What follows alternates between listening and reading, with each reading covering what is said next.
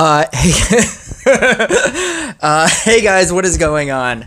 Welcome to Random League number 454, the annual Random League that keeps happening whether you like it or don't. This is a screenshot of the battle that I just finished, like right now. And we spent a good solid 20 seconds just laughing at each other for the results of this game. And I will be the first to tell you, I should not have won this game. I was trying out something, and I was like, this is not doing well. And it was, I would not recommend this, but I'm showing you this game first. We're starting off strong. We're starting off with this game. Do not play this deck.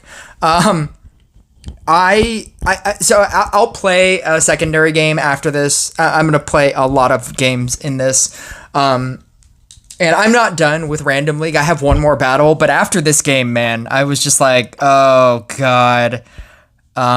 You will not believe the ending. You will not believe the ending. So you're like, yeah, we will. We know that you won. It says that you won. This is a cultist deck. I'm using Cleansing Sacrifice, and the reason why I'm even playing this at all is because I just played against a cultist deck, and I'll showcase that afterwards. And the person was using a Necromancer, and I was like, why would you use Necromancer? There's no reason to. It's not providing you anything. Just use a Fortuna. Like, you can use the Cleansing Sacrifice is such a good cleanse. Just use a Fortuna, and then you'll pump damage out pretty well, and then you'll just use like a Trapper. You could use a Kobold, as long as you get a Kobold cave in the corner, which I start the game with. I was like, this is gonna be great. This is gonna be awesome. I've played against cultist decks in Random League, and it goes for a very long time, and I definitely don't go for a very long time in this game. I think people that play it are, like, it's another one of those decks, like I've been talking about, that there's a lot of, like, you can build the cult, you can know how to build the cultist field, but there are nuances to the deck. Like, one of the things that I would recommend if you are going to try playing this deck is don't have a lot of cultists on the field. Use the 3 cultists in the center, bump those up with Scrapper, eat everything else, and then once they get to, like, level 3, 4, 5, then start building out the rest of your field, and you should be able to survive. I didn't do it because I wasn't confident in the damage of a level 11 cultist in, like, this early part of the game, with the crit being what it is, and so I just ended up building out the field. But I have, like, played against cultist players that are really good in Random League, and they go really far. And so with the tech of Kobold, Fortuna, and then, like, a single Trapper or maybe 2 Trappers, I thought that this would do really well. And it doesn't. It's not, I don't do great with it.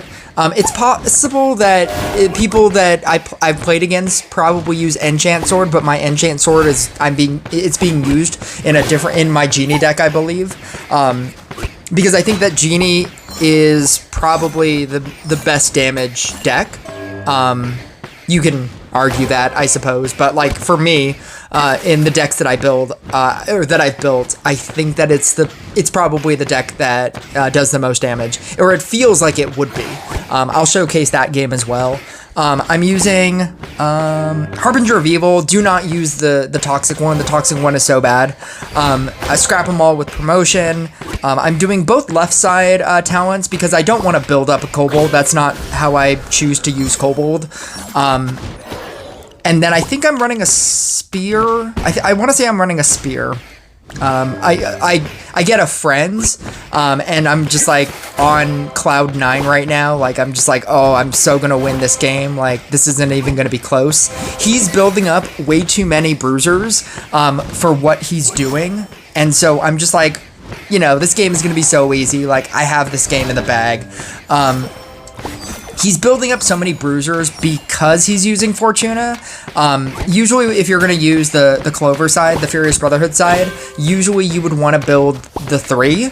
And that's why I don't even build... I have a bruiser deck that I really like that I'll showcase after this. And it's Awakening Rage as opposed to Brotherhood. The problem with Brotherhood in Rhandum League specifically is that you want to build 3, and then every single bruiser that comes out, you just want to keep eating with a scrapper. But there is so many... There's like Midas Touch, which freezes units. There's the Blizzard, which freezes units. You could get Stoned, which will freeze your best unit. You could get Warlocked very easily. And so if you build just the 3, it's very possible that you could die to like a singular thing, like a singular modifier, and you have to be aware of that. Or a deterioration could just absolutely destroy you as well.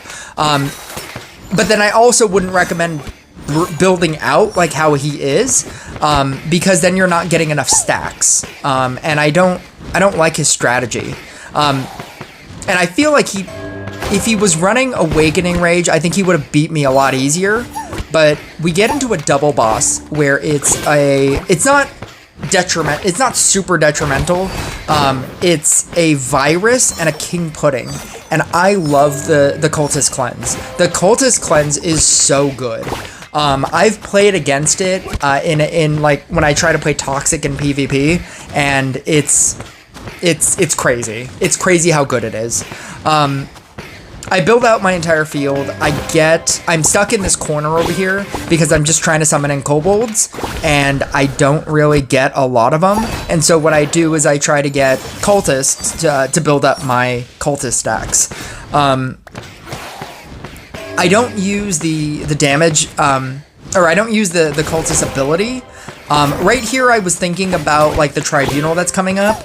I wasn't sure if I wanted to leave a level 2 Scrapper out, because if I get Tribunaled and I lose my Scrapper, that's very bad. So right here, I was questioning whether I should just leave it here, but I do have a defense spell, and so I was like, you know what, I could probably just use the defense spell. I'm probably going to use it anyway, because I don't want my level 1 cultist to die, especially since I got Fire Lioned right there. And so I have a lot of level 1 cultists on the field, and I'm just like, I don't want to lose my field. So I'm probably just gonna use it anyway. I almost died to this Warlock, and that's when I knew that my damage is not great. I was like, I should be murdering this, and I'm not.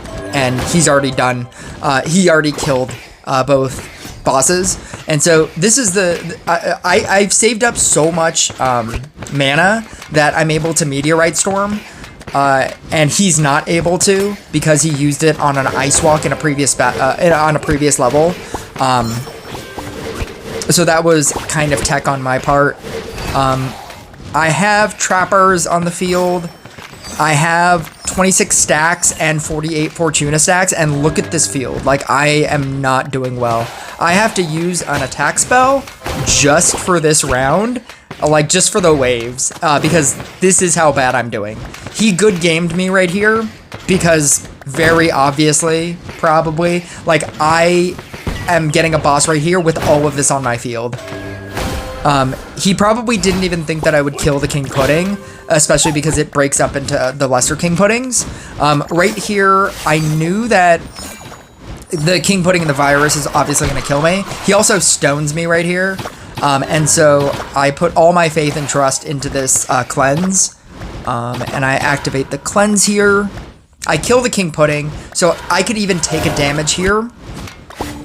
I use the cleanse, and it kind of helps me. I get a Kobold stack, but right here I'm able to Ice Walk him back, and watch this. Watch this, like, lovely... Look at it. Look at that. Look at this speedy, guys. They slow down, his Bruiser kicks back in, and these are the last moments of this game that just had us on the floor laughing. He kills that, and I win. There was no part of me that should have won that. I would not recommend this deck. I'm showcasing it because that was just such a great battle. I think that if he did Awakening Rage, he would have won. And And in saying that, this is my vote for a bruiser deck. He's even using a necromancer, and so like my outer bruisers are not even going to be good, and I still like this deck. I like this build. It's an Awakening Rage build with Kobold, and basically all you need to do is you set it up in 3-2-3 format, and it's the Floral Frenzy format. I'm going to speed through this. I actually should have been doing that instead of talking and pausing. But you set it up in 3-2-3 format, and I was just going to do this this square the T right here. And I was going to keep it there, but then I was like, you know what? I should just keep building out because of Necromancer. And then basically what you do is you want to abuse the Scrapper with the promotion by merit by merging in between your or combining the Scrappers in between your bruisers, and then you're just constantly getting stacks as well as buffing all of your, or getting Scrapper hits and buffing all your bruisers. Obviously, you don't need a lot of trappers early game. I did keep some of them out because that was just me building out my field so that I could eventually get to the point where I end up kobolding enough to where I have this perfect setup where there's only the 2 spots on the left side, and so those are my kobold spots, and I'm just trying to build out the rest of my field so that all I have to do is just summon into those 2 spots. And it's just like a delicate balance of having a lot of Scrappers on the field and then having a lot of Trappers on the field. But you also don't want Trappers until later in the game because you don't want them to take away some of your Scrapper hits away from your bruisers. But that's what ends up happening. Right here, right there, I don't know if you caught that, but that was me summoning in 1 Kobold. And because of the level 11 ability, you get a second Kobold. And because I only have those 2 spots available, they just both drop into caves. And that's why the left side is really good. And why this setup is really good. You have the potential to get a second Kobold that will automatically just drop into the spot. But you do want to just want to set this up like this, and then just keep scrappering away. That's pretty much it. Like, this setup is even better if obviously they weren't running a Necromancer and locking out your edge units. But even with it, I think it's pretty good.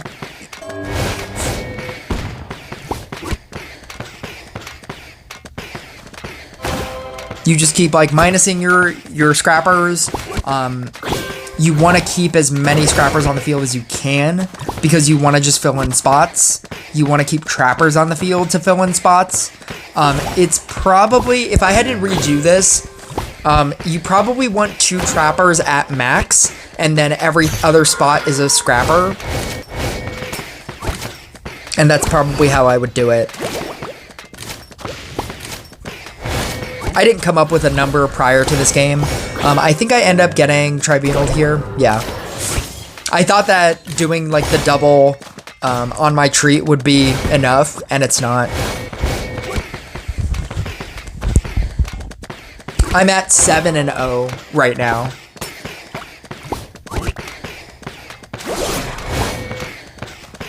Right there, I merge the 2 kobolds in the top because every time you merge anything, your Scrapper or your bruisers are getting stacks. So if you do have a level 2, there's no harm, no foul to doing it because you're gonna eat it anyway. So you can get the stack and then eat it. There's just so much double dipping in this deck, and I like it. Right here, I thought I was gonna die. He starts just getting, he has the Blazing Burn ability, and then I was like, if I can kill the Bedlam, I'll win. And it's like very close. And then I kill it, and then I just win. In the interest of saving time, I'll end this video, or end this battle. I really like this Sea Dog deck.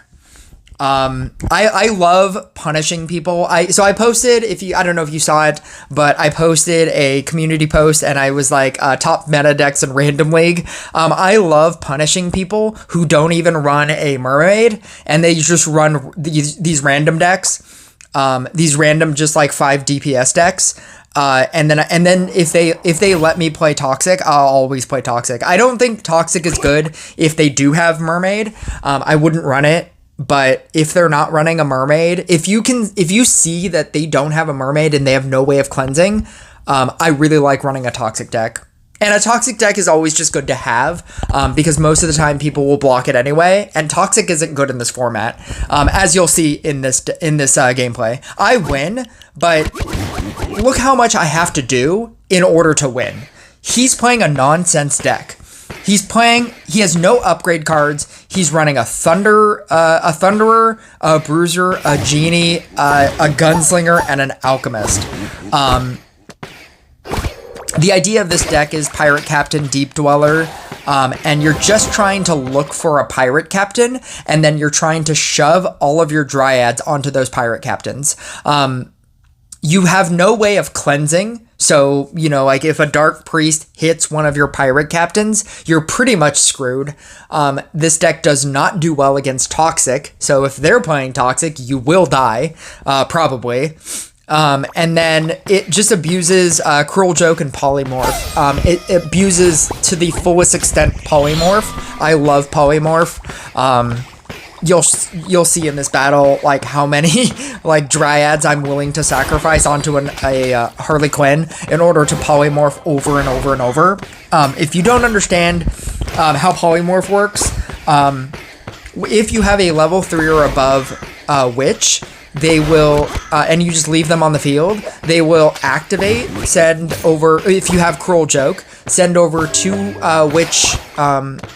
witch effects, and then they polymorph, or they change into something that is currently in your deck. So you could get another witch, at which point it'll do it again. You could get a Harley Quinn, at which point if you do have another level 3 witch, you can copy it and then do it again. It's great. I love it. I don't have any Sea Dogs or Sea Dog captains, and then I get a captain, and then I just shove every single Dryad onto that guy. You have to balance out getting Sea Dog merges, as well as just filling up your field. Pretty much the idea of this deck is just filling up your field, keeping it full, and then the way that Sea Dog works, if you've never played it, whenever you merge a Sea Dog, a treasure will go onto the field. You have to then interact with that treasure by merging or leveling up something on that tile. You can use the Sea Dog activation to move the treasures on the field. It would move all the treasures if you have a lot of them. And the way that Sea Dog attacks is it attacks really slow, and then you have to activate them by gaining a treasure. If you don't, it's basically like how Genie works, where when you get the line of 3, they start attacking really fast, and if you don't, then they attack really slow and you die. That's kind of how it works. So you can't just keep copying witches. You have to copy Sea Dogs eventually, and then just be careful of that activations. You need to interact with the treasures, which means you need to keep merging Sea Dogs to obtain treasures onto the field. So like that blue tile, I need to eventually interact with it. You can move them, but right there I interacted with it by merging. And now it's on the other one. You can also merge Dryads together, and that will activate it as well. Right there, I got a treasure on a level 5. I'm obviously not going to interact with the level 5, so you can use the mana ability to move the treasures to a random spot.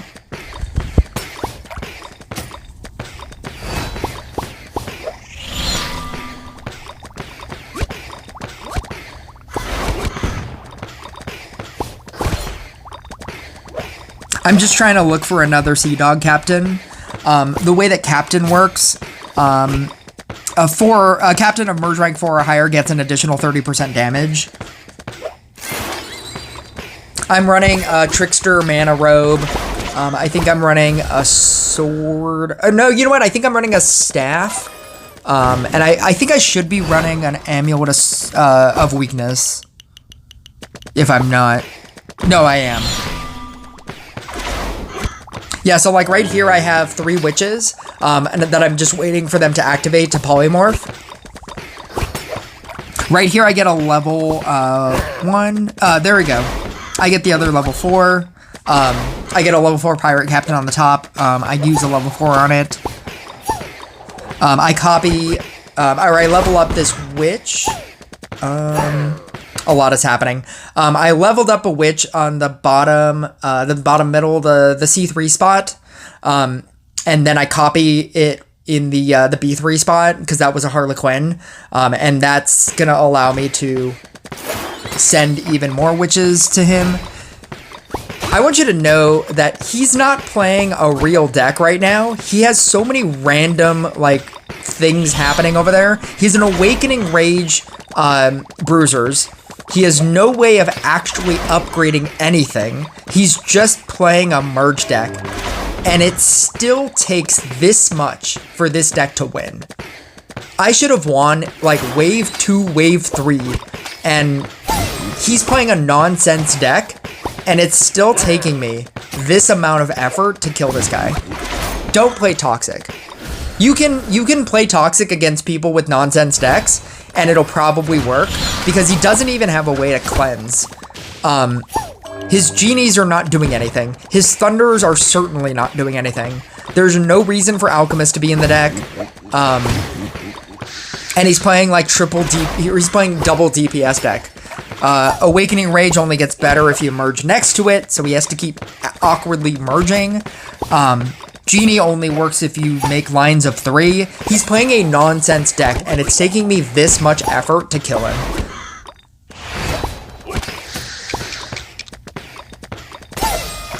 I just like playing the deck. I don't think it's a safe deck to play. But against nonsense decks, I love playing this. I love punishing nonsense decks.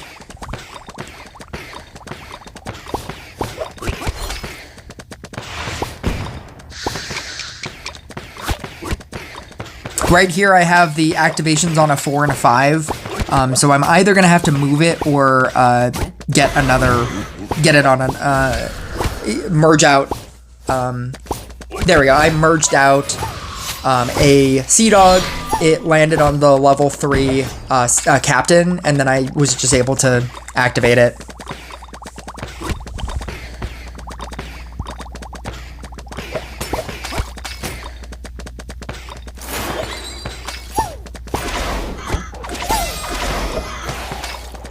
Go, Polymorph, go! Look at this Polymorph. I love Polymorph.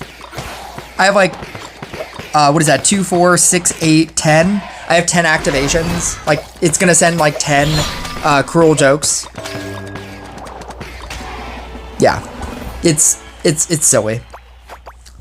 And then I think the only other deck that I really wanted to showcase here is this Genie deck. I do think that Genie is like the best. It feels the best. It feels like it would do the best. And I just fully believe in this. I even have the perfect setup right here. This opening setup. I have the Genie right there, which is already in a spot that you would want. And then I just want a second Genie on the left in the B2 spot. And then I just want to eat everything. And then... so, like, this is my setup right here. I just want those 2 Genies in the center. And then what I end up doing, because I have so many Harlequins, I can actually use all of the Harlequins to copy enchant swords to hopefully get blue swords so that I can get them all onto the three units that I really care about the most, which is the 2 Genies and the Gunslinger. But in actuality, all I want to do is just eat everything and make sure that those 3 level up just early on. Tribunal is rough, but with a Gunslinger activation and a Genie activation, I can kill it and it's not even a blip on my radar. I get 2 swords, which means that I can merge them out. I get 2 swords again. I can merge them out again.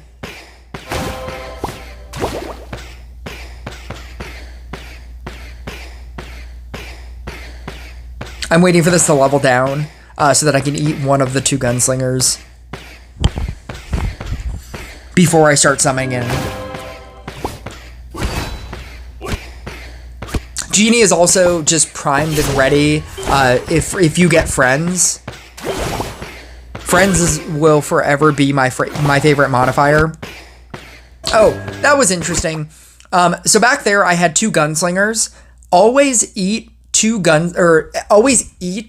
multiple things as opposed to merging them and eating one thing. They changed Scrapper to where the value of what you eat doesn't matter. You still need to eat a certain amount of things. You need to eat 4 things, and then on your 5th thing, you get the stack, or you get the Scrapper hit. So given the choice, always single eat things.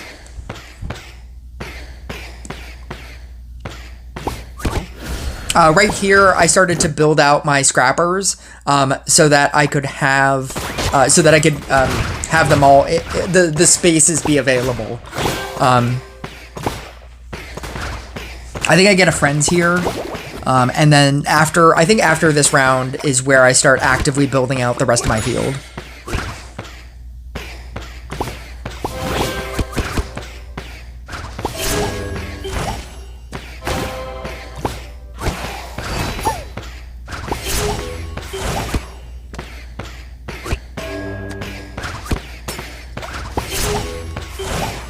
The luck. I wanted that level 2 out of the way, because I didn't want it to be friend. So I have 2 5s. Like, I could probably start building out right now, and that's what I end up doing. With the lamp prison, by the way, it's something to get you a lot of free genies, and so you're always going to basically want to get something in the center that's a level 1, and then use the in your early game, which is right now, use your mana activation, and then your lamp prison is going to change the center thing into a genie that you can then use to build out the rest of your field, so that you don't need to keep summoning in genies. It's the best part of this deck. You move in the Scrapper into the center.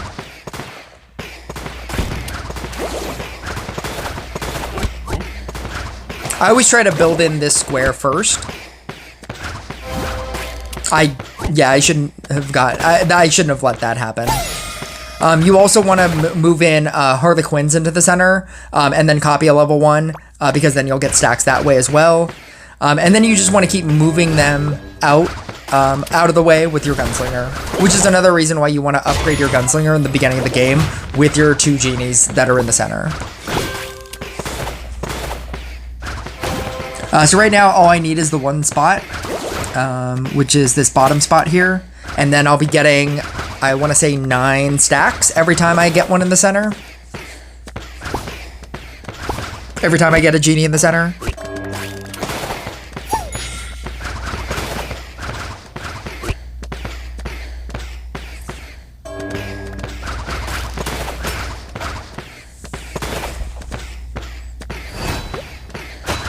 And then that's it. And then it kind of becomes a little autopilot. I do want to build out, it's basically a cultist build. It's just this 2 double T's. Your Genie Sultans are giving everything that's around it bonuses. So even though you could just build the square, which I've done sometimes, I do like having, because I'm running Scrapper, I do like just building out the field, and utilizing as many things that you can give as many genies as you can to get them buffed. It works on how big your sultans are. So the bigger your sultans, the bigger buff you're giving your other genies. And so you could just run the 2. Technically, the 2 in the center aren't really doing anything. The 2 genies in the A3, C3 spots. Oh, I keep doing my grid thing.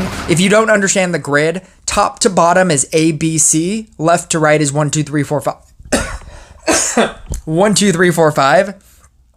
So your 2 sultans would be in the B2 and the B4 spot. What I was talking about is in the A3 spot and the C3 spot, those genies aren't technically being buffed by the sultan, but you want them there because every time you summon in a genie into the center, you're getting 9 stacks. And stacks is how you're going to build up your genies. Right here, he put me into a spot where I can't interact with anything around the 2 Midas, the 2 Midas things. I'm still able to continue doing things, but it was pretty dicey right here, but not as dicey as it's about to be.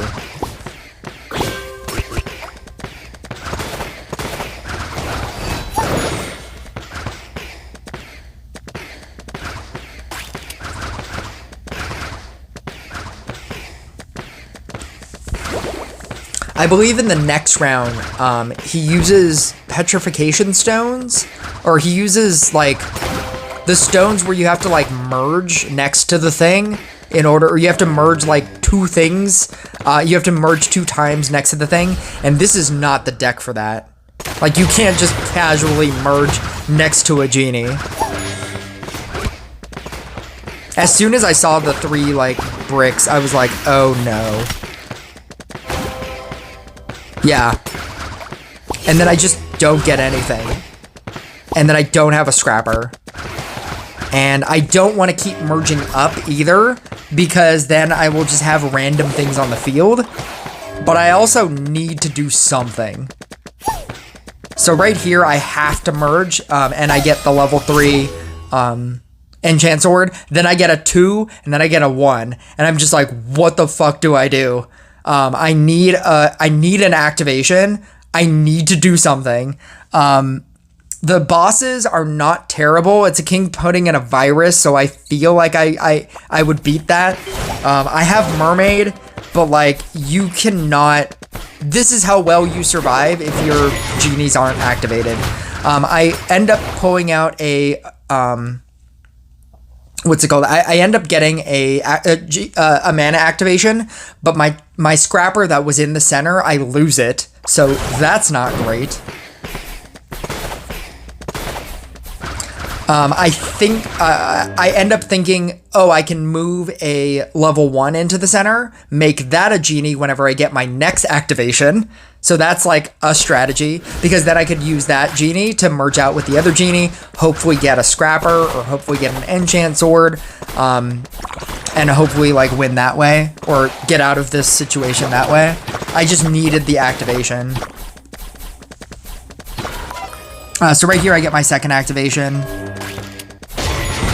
I'm able to merge out the 2 genies. I get the level 2. I get a level 3. Always merge away, by the way. Had I merged the 2 swords into the center, I wouldn't be able to manipulate the center with the lamp prison. But here, I still can.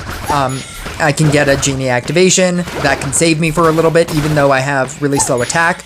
The vortex is what's going to save you, even if you have Ice Walk and you're being virused. I did not think that I was going to win this. And then I end up getting a scrapper right there, which really helps. I'm able to then use another genie activation, get another genie. Yeah, it's so good. The deck is so good.